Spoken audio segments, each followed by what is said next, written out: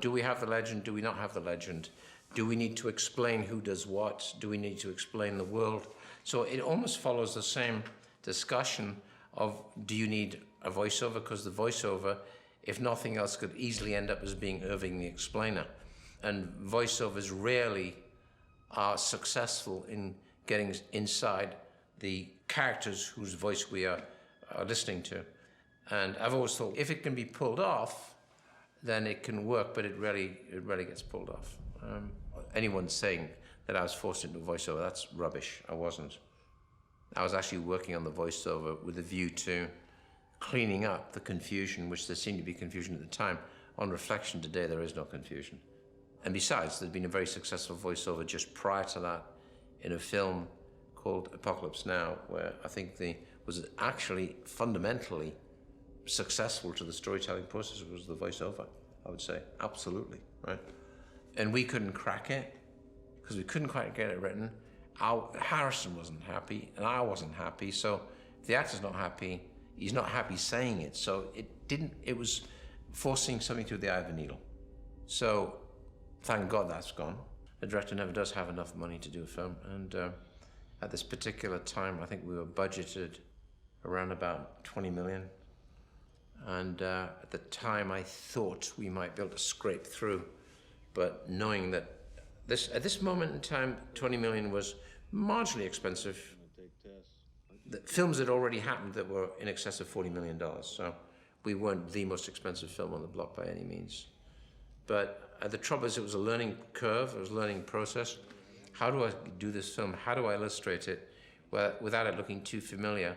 I can't really shoot this in the streets of New York because it's not controllable. I can't really, it would cost more money. And also everything I have to take down to make it more futuristic wouldn't really, it would all cost more. And therefore I was resistant to the idea of a backlot. The world in my mind had always been, where I'd shot twice before, was Hong Kong. Hong Kong prior to the world it is today.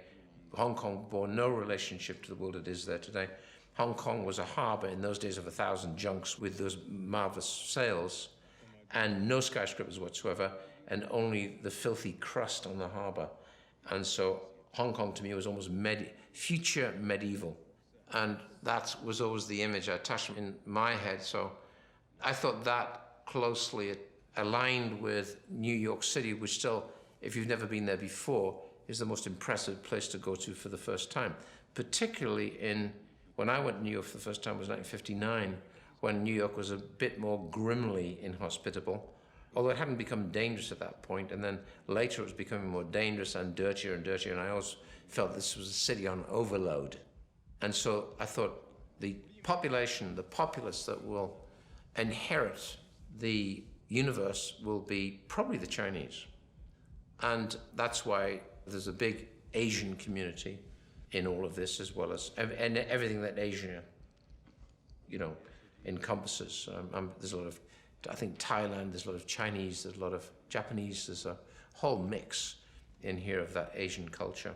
Backlots are very useful because they're within the confines of the studio, everything's at hand, but because they've been used for many films before, it's not so much that they're recognizable, but the scale never seems to be quite right. They always seem to look a little bit small, or a little bit dinky, or not tall enough.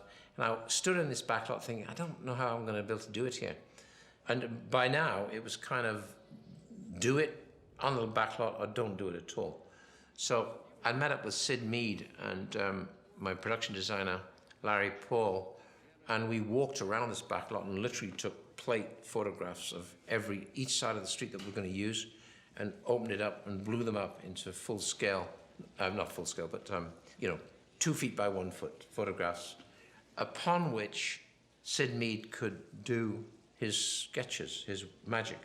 And we would talk about it and say, what about this here, this here, this here? And fundamentally, that's how we started to build up the main street of Blade Runner that would become the universe of Blade Runner, would have to fulfill various nooks and alleys and corners and crannies of the story. And I knew that could easily run out. So I had to be quite contained in how I lensed it and keep it corner to corner, nook to nook, and occasionally use a wide shot. You can't use a wide shot too often before you start to recognize it. But we did everything in that high street, which was the the place where Roy Batty died, the place where Deckard jumped the gap and Rutger Hauer followed him, the chasing of Zora, the on and off the tram cars in the impossibly crowded street. Zora bursts out from the back of the kind of strip club, nightclub, charges down the street. And to do that, we evolved a system of practicality, because I'd learned this in commercials. You actually start to move objects around, and you can actually disguise things in 2 seconds. You turn something upside down or backwards, and it looks different. So I used a lot of that idea, because remember, by the time I'm doing Blade Runner, I've already done Alien, I've done Duelist, I've done 2,500 commercials. So, and I was a production designer, so I'm very user-friendly as a director towards production design. And A, I love it, and love to get involved. And because of that, I'm like a good coach, saying, what about that? Turn them upside down, it'll be better. You'll never recognize them. Half the battle is them saying, we'll recognize it. I said, look me in the eye, read my lips. We will not recognize it. Got it? So they go, okay, turn upside down, paint it yellow, and you got something else. And you just save yourself a giant construction bill. Notwithstanding, that's what we did in the very first day of principal photography. I walked in, and Larry's beautiful pillars, Neo-Egyptian pillars, were the wrong way around. And mainly because all the detail that was at the top, and because I was anamorphic, I would lose most of it. Once I go in, I'm going to lose everything. Rightly or wrongly, I said, you know what? Can we turn the pillars upside down? How long to do it? They said, these are very heavy. It's going to be 2 o'clock. I just exercised that decision to do that at a particular time, and I think it was the right thing to do. The room looked better. We evolved it again and again. We even wrapped those columns later in what I call napkins to take the place of Tyrell's bedroom, because his office was actually his bedroom. His bedroom was his office. So all I did was move out the furniture, move in the bed, dress the bottom of the columns, and save yourself a fortune. So there's a lot of reused items in this, which I think is the secret of keeping things within reason, the reins on the budget, and maximizing on beautifully detailed stuff. You know, shoot it from a different angle. Normally, for a miniature, I'd always go as big as possible. He said, but we can't afford it. And not only that, we only built half the pyramid. There's only half the pyramid there. So, and you'd be amazed how small the cityscape was. It's smaller than this room.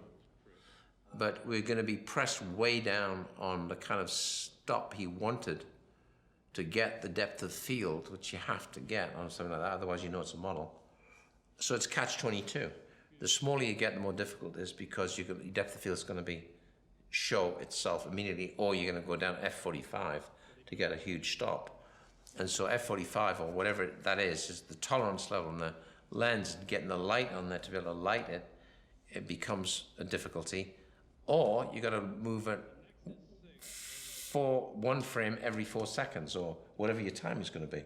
So you have to have motion control. You can't just have a chap with a dolly push that along. That ain't going to work. And worse than that, I wanted smoke, because I thought these models, they need help, and they need a lot of backlight, and they need atmosphere. He said, oh, aerial perspective. I said, yeah, aerial perspective. Atmosphere in the city. You look across here right now, you got aerial perspective. I said, that's what makes these things live. And so it was a really exchange of ideas. Doug saying, well, you know what, let me think about that. So we came back with a literally robot camera. He developed a robot camera and said, I'm going to give you the smoke. He said, the problem is if I'm doing one frame every 5 seconds for the 5-second exposure, or 1 second exposure is endless. If I have smoke in there, that smoke's going to be moving. So we're going to have flutter. In other words, the image will flutter. So when it's projected 24 frames a second, all that smoke's going to move, and it's going to be terrible. So we've got to find a way of seamlessly filling a space with smoke that never changes over a shot that might last for 17 hours, right?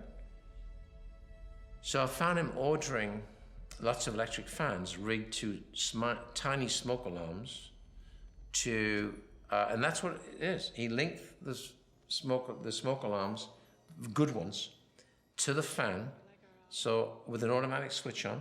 So wherever the smoke level fell to a certain point, the fan would go on, there'd be a little puff of smoke from the edges. And we ran the first rush print with the smoke, and by God, it worked. Genius, genius. And I would stand and go in the morning, and E.G. and Doug would look at the seismograph and go, bugger, got to start again. Because overnight there'd been a shudder. Because you're not aware of it, but LA shudders all the time. So if you shudder a degree that you didn't even feel it, it's over for the shot. So that opening shot, I think, is something shocking, like 15 passes on an original negative. And the explosions are done with oil drums in the car park, where he's trying to mark on the glass where the chimney's going to be that he's shot. He's going to stick on there an explosion behind it. So it really is Chinagraph on a sheet of glass. Like, amazing. I used to storyboard everything, and so on this I was doing a lot of storyboard, and or I'll do it in the planning. A lot of it is with me is visceral. I'll do it on the spot because the storyboard is done usually a very quiet time when you're at home, and with the idea, for instance, of wheat for the mythology of Gladiator was worked out on a pad, and the idea of a hand on the wheat would be shot in a wheat field, and because there was something beautiful about that, and it's something you do, and the double was standing in the field because we took there was it wasn't Russell, it was a double we had in Italy, and he was doing just that, and that was the final shot I got from a Steadicam, and that becomes the first shot in the movie. So it becomes about his dream. His dream is the place he wants to be. That's how these things evolve. And you have to leave yourself room open to let your imagination run, even when you're filming. This film was honestly resurrected by the advent of MTV. So MTV started off with a great bang with a lot of really terrific rock videos, which to me weren't so much performance videos, but were more little filmlets within the bands got involved. And I started to notice that watching MTV, which I watched quite a lot of actually, I was quite fascinated. I thought, my God, that's Blade Runner. And I think, oh. So I noticed that there was an evolution that started to happen with filmmakers and rock and roll bands. And that clearly, fashion designers, architects, all look at films. I was told by a very leading architect that he would run this in his office. One of the biggest architects today. They'd run this in his office regularly on a monthly basis to say, look, evolution, retro, technology is beautiful. The tech is beautiful. Put the tech on the outside of the building, not on the inside. So it's good that films are influential like that, I think. It's always nice to think that this was influential in that respect. Scale is always difficult, and backlots, and I think we pull the scale off. The trick about scale is don't go too wide, it'll give yourself away. So everything was kind of like slightly long lens to make a sense of we could be round the corner on 2019 of 42nd Street and Broadway, or or Wall Street, and how it's developed and how it's evolved. With the occasional big wide shots, we'll say this is the city, and that's the premise, and I stuck to it. That's all I could afford to do. These times are not seriously developed into many multiple cameras. I think on this, I doubt there's 3. In the days of, say, doing Black Hawk Down, there's 11. And, it's still the idea of cameramen coping with the idea of saying, I can only cope with the light from one direction. Gradually, I realized that's bullshit. You can do it from, if you think three-dimensionally, you can do it. And to the extent that I know what to do. So, in this instance, I think there's only that. I think there's one camera on Harrison, one at the end as she's running through that glass, 2 at the end. I think there's only 2 at the end, where one will stay wide and one will stay close. You better get it, otherwise you got to do it again. And then you got to come back and redress the windows, put in those big sheets of glass, and that's all sugar glass. You look at it, you shoot and look at your rushes, and then see what you need to do. You could have gone again if we had to, but it would have been a bit of a disaster. If the guy had been out of focus, I'd been really in trouble.